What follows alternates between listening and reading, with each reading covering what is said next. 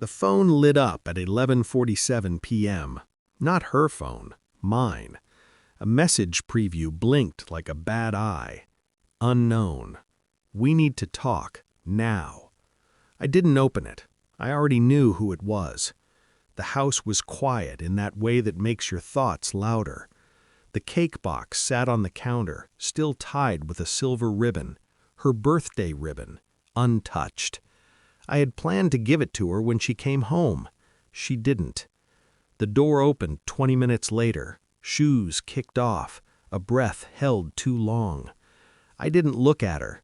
I watched the reflection of her face in the dark TV screen. She was smiling, but it wasn't for me.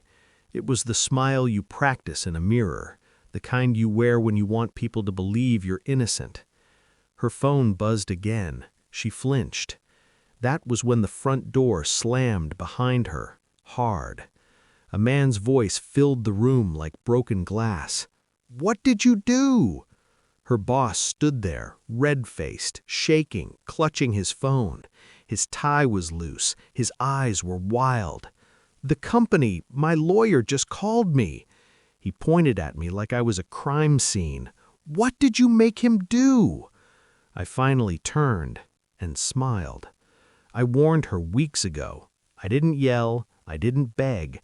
I just told her the truth, calm and clear. "If you invite him," I said, "I'm out." She laughed it off, said I was jealous, said he was just her boss, said birthdays were about friends. I believed her longer than I should have. Then the invitation went out, public, bright, cheerful, my most special guest. His name, not mine.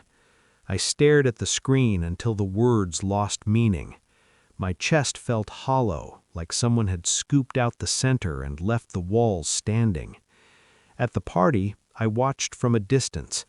I saw the way she leaned toward him when she talked, the way she touched his arm when she laughed, the way he stood too close, too comfortable. She never introduced me. That night she came home late, smelled like another room, another world. She said nothing happened. She said I was imagining things. I nodded. Inside, something clicked into place.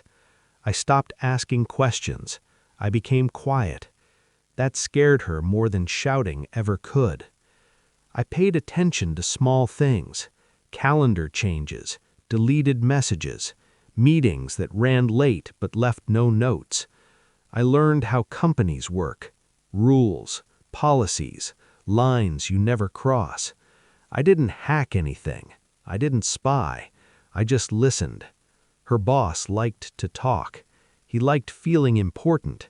He liked telling stories when he thought no one was keeping score. I kept score. I noticed the way she changed when his name came up. Faster heartbeat, softer voice, like she was someone else. I gathered facts like puzzle pieces, not rushing, never rushing. At night, I lay awake and built the picture in my head, a picture that made sense, a picture that hurt.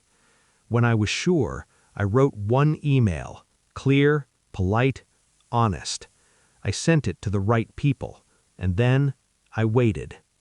The answer came quietly, an official response, clean words, serious tone. They thanked me. They said they would investigate. I didn't celebrate. I didn't smile. I watched my wife instead. She became nervous, checked her phone too often, asked strange questions. "Do you think my boss seems stressed?" I shrugged. When the call came, she dropped her phone. She read the message 3 times before understanding it. Her boss had been suspended. An investigation had started. She looked at me like I was a stranger. "You knew," she whispered. I met her eyes.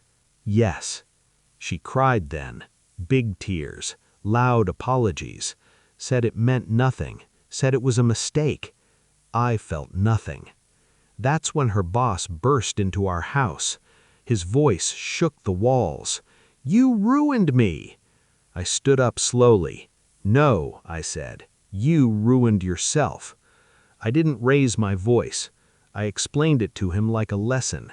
How rules protect people, how choices have prices, how adults are responsible for what they do. He looked at my wife. She couldn't look back. He left without another word. The door closed. The house felt lighter. I packed a bag that night, not in anger, in clarity. She begged me to stay, promised change, promised truth. I believed her, too late. At the door, I paused. This, I said, is what honesty costs. I walked out, and for the first time in a long while, my mind was quiet.